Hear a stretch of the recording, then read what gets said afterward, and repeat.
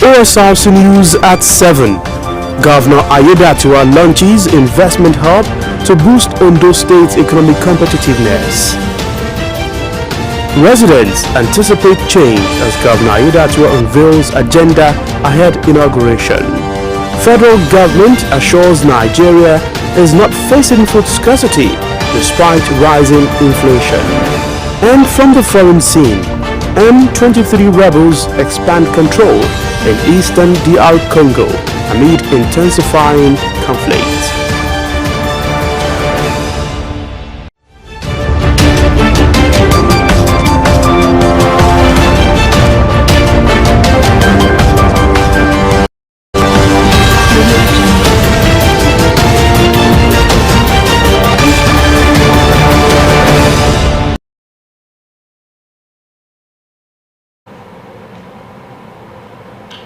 Good evening, this is Osrc News at 7. I am Sahid Aribisala.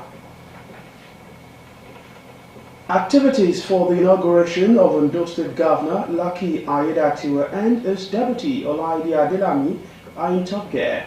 The state is fully prepared as the program, which commences tomorrow with the Jumat service, will last for 4 days. For the first time in the history of the state, a world press conference to showcase the state's tourism potential will be held on Saturday at the Araromi seaside. The grand finale will come up on Monday with the inauguration ceremony. And as the preparation for the inauguration activities continue, Ondo State is set to host people from all walks of life as Governor Aiyedatiwa prepares to renew his commitment to the development of the state. And this is also highlighting the preparedness of the state for the commencement of the inauguration activities. Osrc Joy Pius has more in this report. We'll bring you that report in the course of the bulletin. Ondo State Governor Lucky Aiyedatiwa says no effort will be spared to ensure that the state is safe and conducive for investors to do business and promote the economic prosperity of the state. Governor Aiyedatiwa, the official inauguration of the investment house in Akure, the state capital, said the edifice will serve as a hub for economic activity. This initiative is a great statement of the administration and foundation to position Ondo State as hub for investment, technology, and entrepreneurship. As we commission this remarkable facility today, I urge our youth, investors, business leaders to take full advantage of these opportunities. Let us work together to build a state that is not only rich in natural resources, but also in human capital, innovation, and enterprise. Governor Lucky Aiyedatiwa, who said the concept of the building was proposed by the late governor Oluwarotimi Akeredolu, said it will serve as a hub for economic activities and investment promotion, which provides a conducive environment for both public and private sector partnerships. Governor Aiyedatiwa charged the occupants to ensure that the facilities are judiciously utilized and maintained while preserving the legacy for future generations. The completion of this project is a testament to my solemn resolve not to give room for any abandoned project and the unwavering commitment of our administration to create an enabling environment for business growth and development. I am proud to say that Ondo State is waxing strong and better positioned to compete favorably with other states in Nigeria in terms of attracting investment and promoting economic development. I would like to extend my sincere appreciation to the Ministry of Infrastructure, Lands and Housing, whose officials work tirelessly to ensure the successful completion of this project.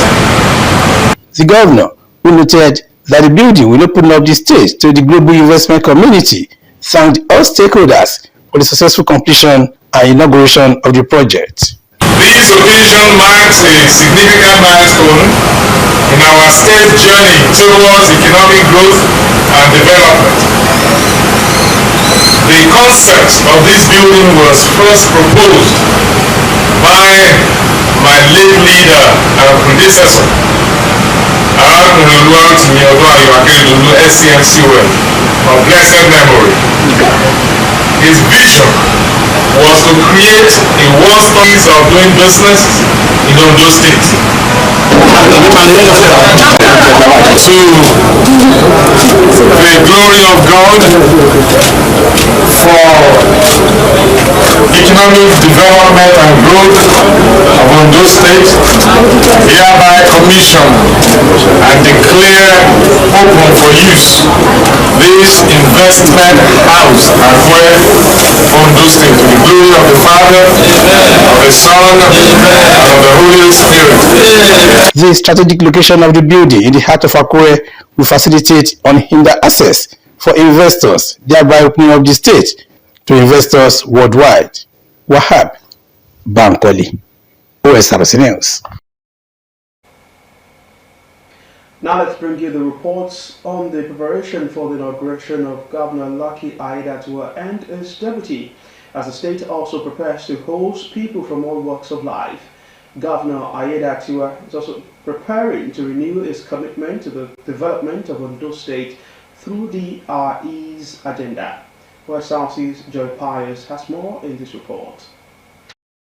Ondo State is set for the inauguration of Governor Lucky Aiyedatiwa and his deputy Olaide Adelami to take up the mantle for the next 4 years. Reeling off activities for the inauguration, the Chief Press Secretary to Ondo State Governor Ebenezer Adeniyi said the program will commence with a Jumat service on Friday. He added that for the first time in the history of the state, a world press conference to showcase the state's tourism potential will be held at the Araromisi site outside the state's capital. The activities start on Friday with a Jumat service at the Akure Central Mosque.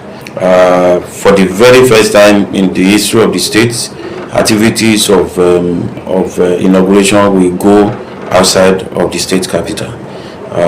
So that's why on Saturday we'll be going to Araromi beach in Ilaje local government area, where we'll have beach rendezvous, where Mr. Governor will also address a world press conference to showcase the tourism potential of that particular beach resort.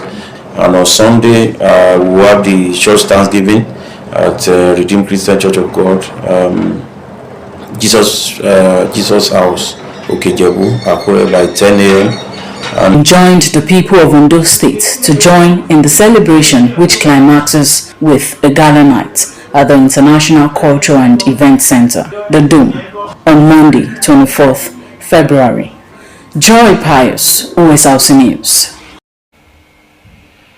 We're just to take a break on the news at 7. We'll be back with more. Stay with us. We all have big dreams, so start up your own. Download and control your life with Glow Cafe, an interactive self-service app. Free activation bonus lets you post your content online. Get additional data allowing you to gift and share data. 100% bonus on every recharge lets you unlock your creativity, recharge airtime, and enjoy live support chat with Gloria. Special data bundles let you turn that demo into song of the year. Seas with Glow Cafe, my skiddy play, my skiddy play. I got seas with Glow Cafe. Extra aloof data in the Glow Cafe app lets you link up and unlock your ambition. Let's turn that movie script into the next blockbuster. Don't delay. Download the Glow Cafe app today and start your own collaboration. Glow Unlimited.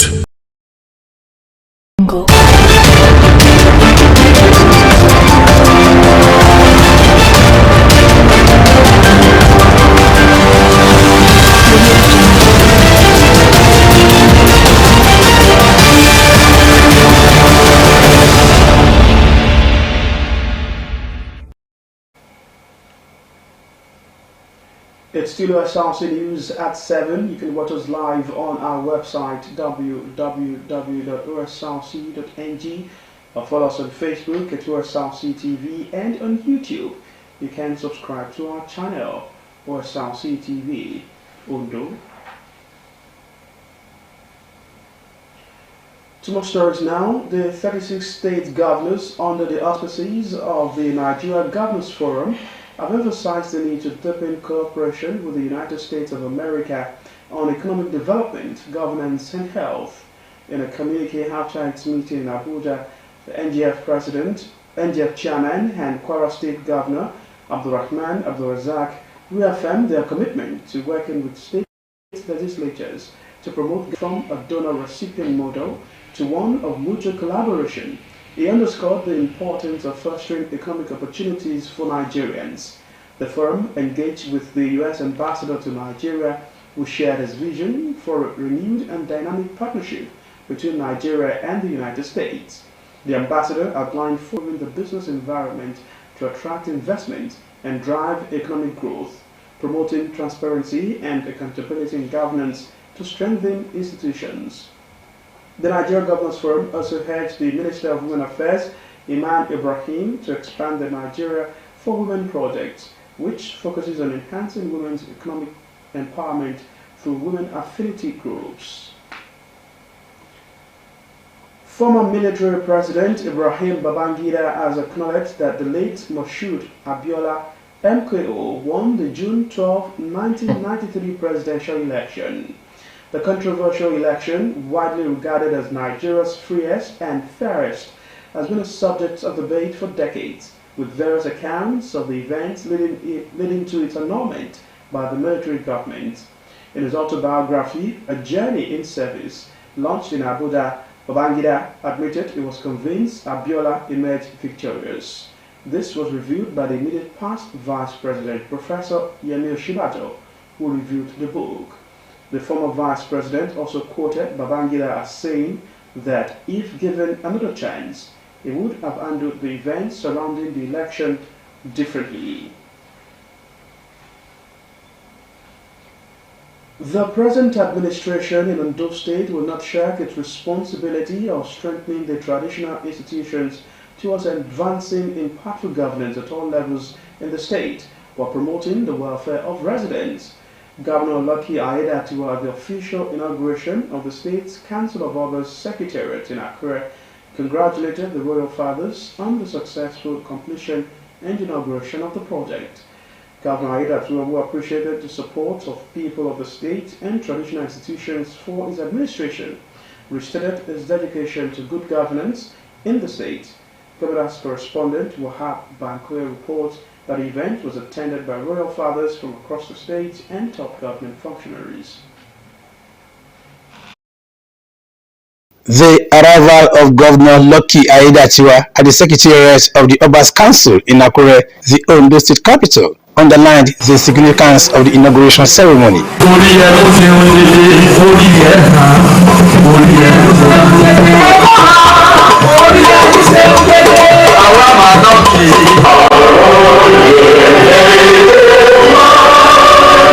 In his address of welcome, the Senior Special Assistant to Governor Aiyedatiwa on Infrastructure, Lands and Housing, Mr. Ayorinde Olaoye, thanked the governor for his support and determination to complete the project after 20 years of abandonment. This investment has led another advance to our dedication to the welfare of our people, particularly our esteemed Royal Father, who remain the custodian of our traditions, culture and values. The chairman of the State Council of Obas and DG of Akure, Oba Aladelusi Aladetoyinbo, commended the governor for his unwavering support, leading to the delivery of a befitting edifice that will serve as a unifying hub for the state's monarchs. Oba Aladetoyinbo noted that the Secretariat will facilitate improved coordination among traditional rulers and enhance their contributions to governance and community development. That your leadership has demonstrated an unwavering dedication to restoring the traditional institution to a rightful place of honor and dignity. Through deliberate policies and initiatives, you have revitalized its essence, ensuring its continued relevance in governance and society development.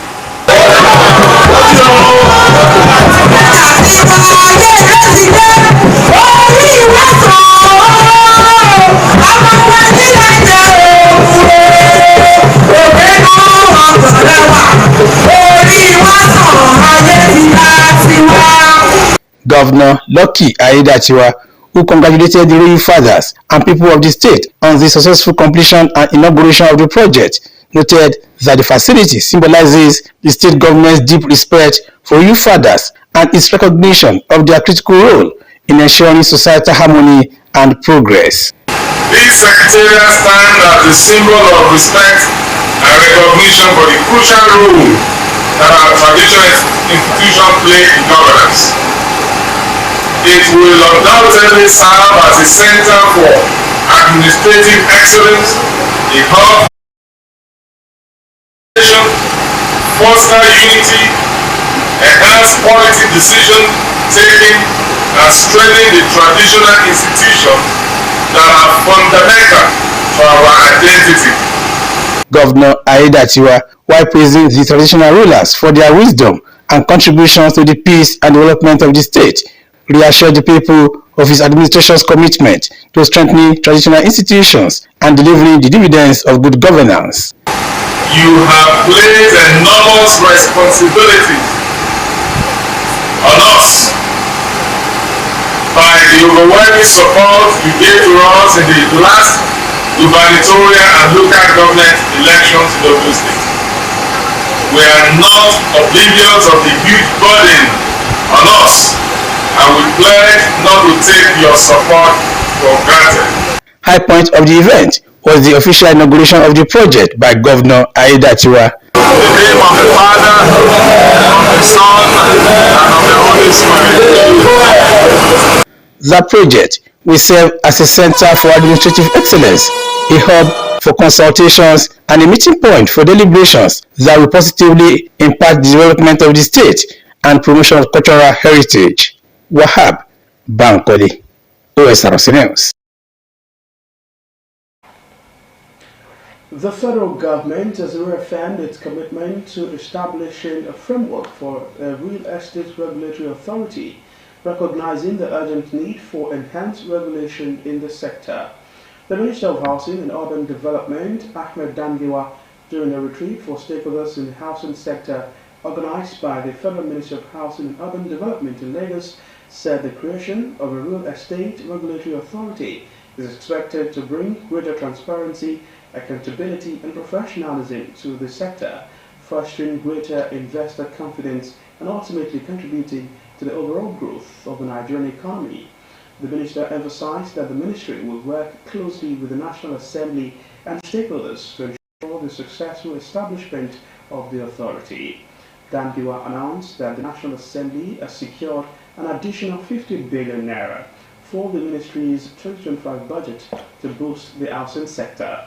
He noted that the additional funding will lead to the creation of more jobs, while the ministry is able to clear inherited liabilities and impact positively on the economy.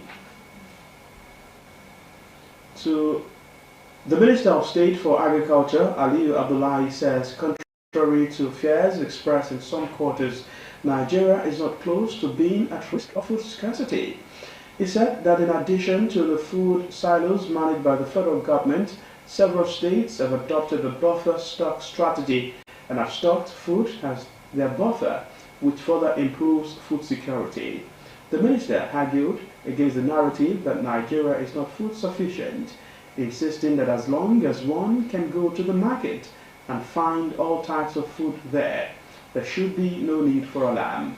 Abdullahi assured Nigerians that President Tinubu is determined to reverse food inflation, which has been on the high side recently, and stabilize it to a point where every Nigerian can eat whatever kind of food they want.